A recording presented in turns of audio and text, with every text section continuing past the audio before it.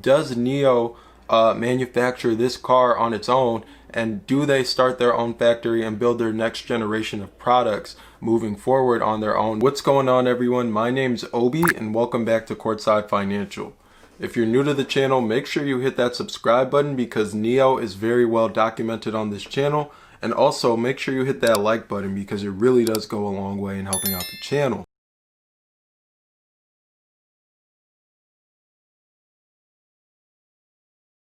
Today is the last day for the WeBull 4 free stocks promo. When you open up a new account with WeBull and deposit $100, you'll receive 4 free stocks in total, and the total value of all 4 of those stocks could be valued up to $3,700. And also, WeBull cryptocurrency is now available, so you can trade cryptocurrency on the platform for 0 commission. So yesterday in the Discord, Fuzzy Rome, who's a great moderator by the way, provided some valuable insight about NIO.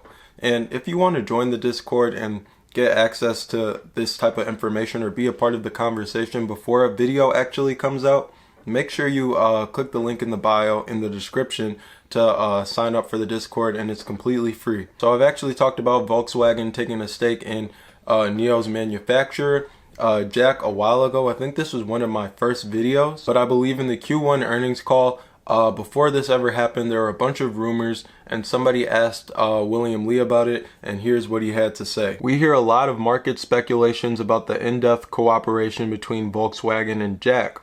To be honest, we don't know much about the details, although JAC has issued some comments about the speculation. But if we are going to have more automakers located in Hefei, I think it's good news for us because this is going to be beneficial for the development of the supply chain and production capacity in Hefei. So of course the rest is history. We know how things played out.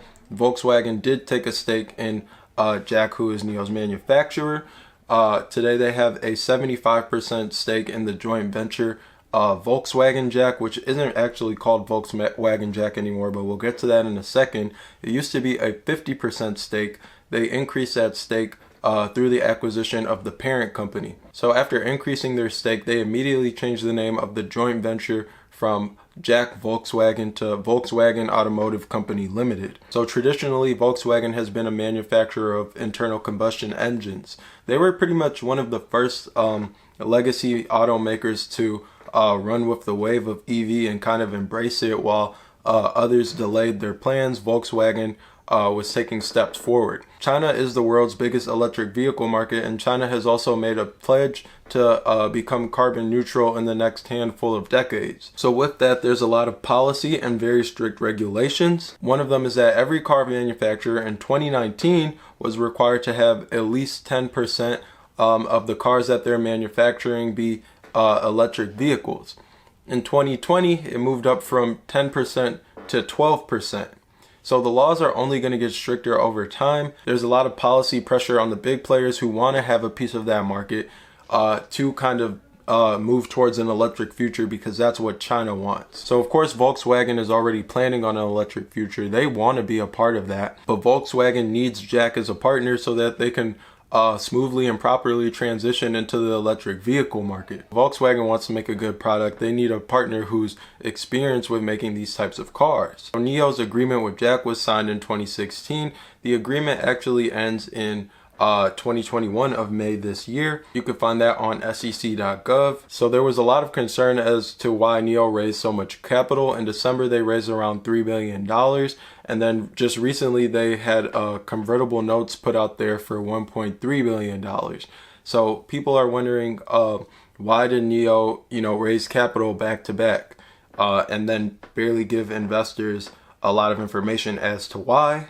That was also like one of my concerns. I'm like, there's nothing wrong with them raising capital, especially through convertible notes. It's a relatively inexpensive way to raise capital.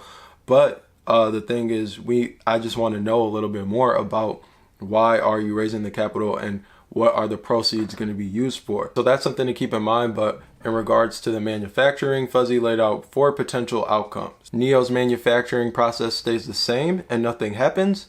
Volkswagen takes an interest in NIO and they develop together. NIO builds their own factory since they have enough cash now.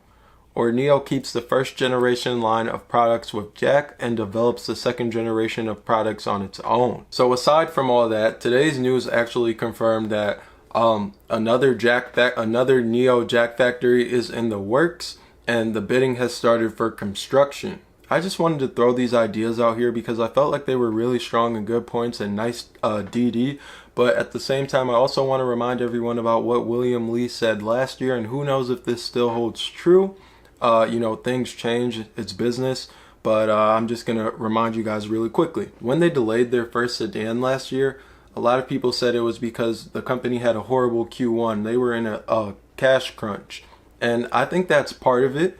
But if you let NIO and William Lee tell it, they'll say that they decided to hold off until they could get the sedan to run on the new platform and until they could manufacture it themselves. NIO won't be able to build cars on this new platform until it has its own manufacturing facility. The startup currently outsources production to state-owned automaker JAC, and it will continue to for the foreseeable future after abandoning plans for a factory outside of Shanghai. So that's why I said because they were in a cash crunch, that's part of it, because now they can't afford to make their own factory anymore. And since they can't afford to make their own factory anymore, they can't build that car the way they wanted to. But, things have changed now. The ET7 is going to be here. We know that it's going to be running on the new platform. Does NIO manufacture this car on its own? And do they start their own factory and build their next generation of products moving forward on their own, but still keep the first generation of products with JAC? Who knows? We're going to find out moving forward, but these are a lot of things to consider and keep an eye on moving forward. I don't have the answer to this question. No one does really, but I want to know what you guys think. What do you guys think is going to be the answer for NIO moving forward in terms of their manufacturing? Obviously, trying to make an investment off of these ideas is just not smart at all. It can lead you to making bad investment decisions. Everything out here is just thoughts, ideas, and speculation at that. So I want to know what you guys think. Leave me a comment down below. Make sure you hit the like button. Make sure you hit the subscribe button. I'll link the free Discord in the description. And that's going to be it for this video. I'll catch you guys in the next one.